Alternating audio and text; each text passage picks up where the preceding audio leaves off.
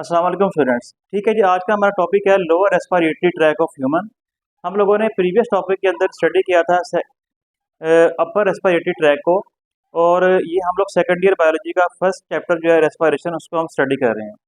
तो lower respiratory tract के अंदर सामने डायग्राम मौजूद है। इस डायग्राम की हेल्प से हम देखेंगे कि कौन कौन से पार्ट्स हैं जो कि लोअर रेस्पिरेटरी ट्रैक के अंदर आते हैं और उनके क्या क्या फंक्शंस हैं। ओके, इसको हम स्टार्ट करते हैं। फर्स्ट ऑफ ऑल अब यहाँ पे देखें डायग्राम में, ये हमारे पास हमने डिस्कस किया था कि नोज है। ठीक है, नोज के बाहर यहाँ पे होते हैं एक्सटर्नल नोस्ट्रिल्स, यहाँ पे इसके जरिए जो है वो एयर जो है वो हमारे बॉडी के अंदर आती है, लंग्स के अंदर आती है। ठीक है, तो ये सारा था नेजल कैविटी। ठीक है, इस सारे रीजन को हमने नाम दिया था फेरिंग्स का। फेरिंग्स के हमने तीन जो है था फेरिंग्स के तीन पार्ट्स हमने डिस्कस किए थे। हमने नाम दिए थे तीनों को। एक को हमने नाम दिया था क्या जी, नेजोफेरिंग्स, अगर आपको याद हो, नेजोफेरिंग्स। एक का हमने नाम दिया था ओरोफेरिंग्स। ठीक है, और एक का हमने क्या नाम दिया था, लेरिंगोफेरिंग्स। ठीक है, ये तीन हमारे पास फेरिंग्स के यहाँ पे रीजन थे। इनको हमने प्रीवियस लेक्चर में स्टडी कर लिया था। ओके, अब यहाँ से जो ये लैरिंग्स है, लैरिंग्स से लेके जो हमारे लंग्स हैं सारे के सारे यहाँ तक, ये सारा हमारा जो है वो लोअर रेस्पिरेटरी ट्रैक के अंदर आता है। तो फर्स्ट ऑफ ऑल जो इसका पहला पार्ट है वो यहाँ पे आप देखें, ये जो आपको एक स्ट्रक्चर नज़र आ रहा है ये वाला, इसको हम नाम देते हैं लैरिंग्स का। ठीक है, लैरिंग्स क्या चीज़ है, ये हमारे पास एक जो है बॉक्स होता है, ठीक है ना, और इसके अंदर मसल्स एंड कॉटिलेज, ये मसल्स और कॉटिलेज से मिलकर बना हुआ है। ठीक है, कॉटिलेज बोलते हैं सॉफ्ट बोन को। ठीक हो गया, तो इसमें एक जो कॉटिलेज है वो ये वाला है। ये ना जो लैरिंग्स है, लैरिंग्स इसकी यहाँ पे ना ओपनिंग होती है, जहाँ से एयर जो है वो यहाँ से होती हुई एयर यहाँ पे अंदर आती है इसमें ट्रैकिया के अंदर। ये वाला जो पॉइंट आपको नजर आ रहा है, ये वाला पॉइंट, ये इसकी ओपनिंग होती है और इसको हम नाम देते हैं ग्लोटिस का। ग्लोटिस क्या है, ओपनिंग है जिसके जरिए एयर अंदर एंटर होती है, और इसको हम लोग फ्लोर ऑफ लैरिंग्स भी कहते हैं। यानी कि जो जो जो ये सारे का सारा लैरिंग्स है, इसका ये वाला जो फ्लोर है, इसको फ्लोर ऑफ लैरिंग्स भी कहते हैं ग्लोटिस को, और इसको ओपनिंग भी कहते हैं, ओपनिंग ऑफ लैरिंग्स भी कहते हैं। ओके, इसके ऊपर ना एक ये स्ट्रक्चर एक लगा होता है, इस स्ट्रक्चर को हम नाम देते हैं एपिग्लोटिस का। यानी कि ग्लोटिस के ऊपर जो, ये ग्लोटिस के ऊपर जो लगा हुआ है उसका नाम है एपिग्लोटिस। एपी कहते हैं ऊपर, जो चीज़ ऊपर लगी होती है। ठीक है ना, ये क्या करते हैं एपिग्लोटिस, जब भी कोई यहाँ से हम लोग खाना वगैरह खाते हैं, फूड खाते हैं, तो फूड जो होती है वो यहाँ से होती हुई, फूड यहाँ से होते हुए यहाँ पे एसोफिगस साथ ही इसकी होती है। एसोफिगस में फूड कैनाल भी इसको बोलते हैं, इसमें फूड आती है। तो देर आर चांसेस कि कोई फूड के पार्टिकल वगैरह इस तरफ ना आ जाएं, जो ये ट्रैकिया है इसके अंदर ना आ जाएं।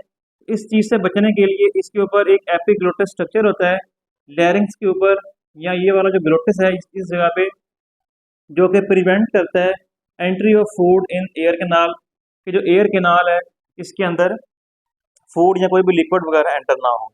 ठीक है ना, तो इस तरह ये वाला स्ट्रक्चर हो गया एपिग्लोटिस, ये वाला हो गया ग्लोटिस। इसके अंदर जो ये सारा स्ट्रक्चर है, यहाँ पे होते हैं वोकल कॉर्ड्स। ठीक है, वोकल कॉर्ड्स क्या है, ये हमारे पास जो है वो, ये हमारे पास जो है ना मसल्स होते हैं, ये समझ लें कि कॉर्टिलेज के बने हुए जो है ना वो स्ट्रक्चर होते हैं जिनको वोकल कॉर्ड्स कहते हैं, और ये स्ट्रेच होते हैं एक ऐसे और ऐसे, ये जो है ना स्ट्रेच होते हैं।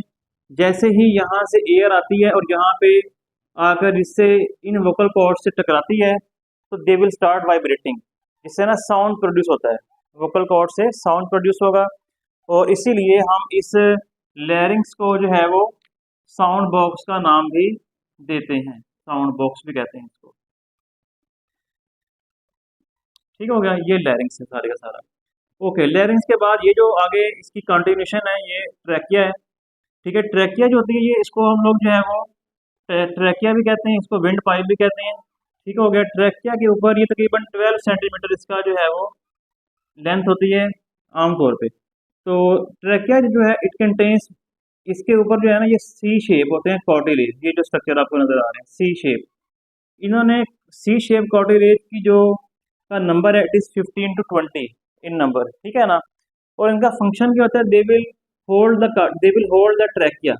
ट्रैकिया इज अ पाइप है ना, ठीक है ना, ये पाइप कहीं बंद ना हो जाए, आपस में कोलैप्स ना कर जाए, जुड़ ना जाए, बंद ना हो जाए, इस वजह से इसके ऊपर ये कॉर्टिलेज लगी होती है, सॉफ्ट बोन होती है ये, यहाँ तक भी होते हैं, ये यहाँ तक देखें, ये आगे ये ब्रोंकाई आएंगे, तो इसके ऊपर ये सारे लगे होते हैं ताकि ये ना बंद ना हो जाए, ठीक है ना, ट्रैकिया।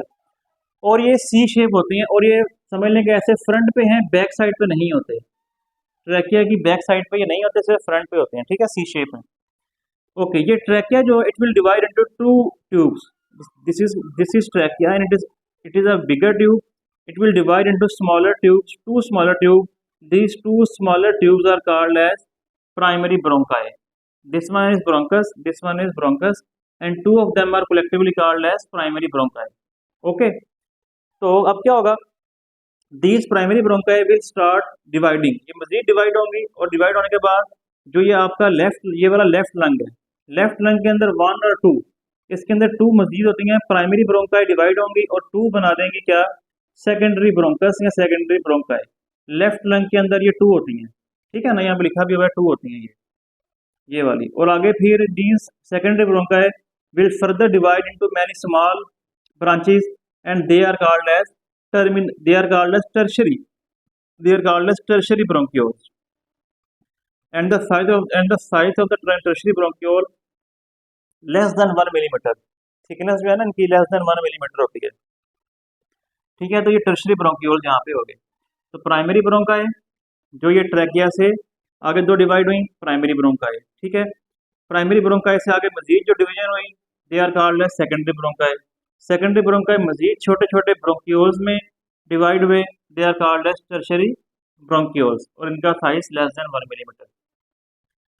जहाँ पे ये ब्रोंकियोल है, ये जो बिल्कुल स्मॉलर पाइप्स हैं, बिल्कुल छोटे छोटे होती हैं, 1 मिलीमीटर से भी छोटे होते हैं, इनके आगे यहाँ पे आपको नजर आ रही हैं, ये जो आपको राउंड स्ट्रक्चर्स नजर आ रही हैं, they are called as alveoli. ये सारी की सारी एल्वियोलाई हैं।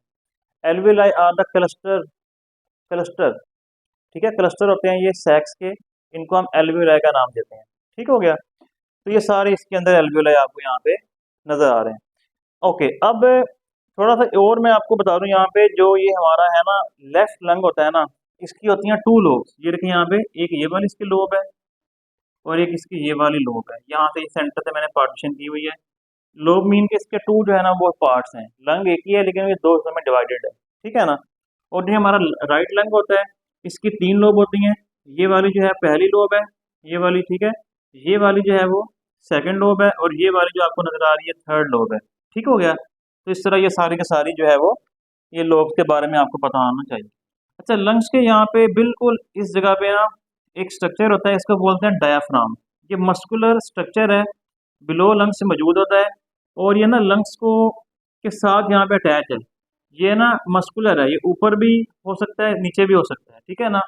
ड्यूरिंग ब्रीदिंग जो है ये ऊपर भी मूव करता है और नीचे भी मूव करता है, ठीक है, ये ऐसे भी हो सकता है और ये ऐसे थोड़ा सा नीचे भी हो सकता है। इसको हम नेक्स्ट लेक्चर में स्टडी करेंगे जब हम लोग मैकेनिज्म ऑफ ब्रीदिंग को डिस्कस करेंगे, ठीक है। तो ये सारा इसके अंदर स्ट्रक्चर है। इसके बाद जो हमारे पास एल्वियोलाई है ना, इसका आप थोड़ा सा जो है ना वो देखें कि एल्वियोलाई का क्या मेन जो है ना वो स्ट्रक्चर है। तो यहाँ पे देखिए, फर्स्ट ऑफ ऑल ये एक एल्वियोलाई बनी हुई है।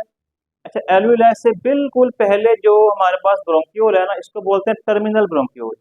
It is called as terminal bronchiole क्योंकि इसके बिल्कुल बाद जो है, just after the terminal bronchiole there will be the starting point of alveolus, ठीक है। और इससे पहले प्रीवियस जो यहाँ पे बैक साइड पे जो है इसको बोलते हैं ब्रोंकियोल, ठीक है। ब्रोंकियोल आ रही है, एक्चुअली ये टर्शरी ब्रोंकियोल है। टर्शरी ब्रोंकियोल जहाँ पे एंड होगा और जहाँ पे बिल्कुल इस एल्वियोलाई के स्टार्ट होने से पहले जो स्ट्रक्चर है वो क्या कहलाएगा, टर्मिनल ब्रोंकियोल। और इसको टर्मिनल डक्ट भी कहते हैं, जहाँ से डक्ट बोलते हैं नाली को ना, पाइप टाइप को, छोटा सा पाइप भी होता है। तो इस तरह ये इसका स्ट्रक्चर है। इसकी जो ये वॉल है ना एल्वियोलाई की जो वॉल है ये बहुत 0.1 माइक्रोमीटर थिक होती है, ठीक है ना। ये आपने माइंड में रखना है। एल्वियोलस यहाँ पे बनी हुई है, सिंगल मैंने बनाई है, और ये लंग्स के अंदर 700 मिलियन एल्वियोलाई मौजूद होती हैं, 700 मिलियन। ओके, अब इसके बाद मजीद इसको जरा देखें इसके स्ट्रक्चर को एल्वियोलाई के। इसकी एल्वियोलाई की जो ये वाली वॉल है ना, जिसको हमने कहा 0.1 माइक्रोमीटर थिक है, एक्चुअली इसमें कौन से सेल होते हैं, इट कंटेन स्क्वेमस एपिथेलियम, और ये फ्लैट सेल होते हैं, फ्लैटेंड सेल, ठीक है ना, फ्लैट सेल होते हैं। और इनके फ्लैट होने की वजह से सरफेस एरिया जो है वो कम हो जाता है और जो है थिकनेस कम हो जाती है, और जो गैसेस एक्सचेंज है वो आसानी से होता है।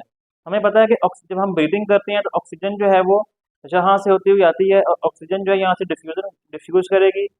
ये यहाँ पे बनी है कैपिलरी। एल्वियोलाई को ना कैपिलरीज का जो नेटवर्क होता है उन्होंने सराउंड किया होता है, ये कैपिलरी है।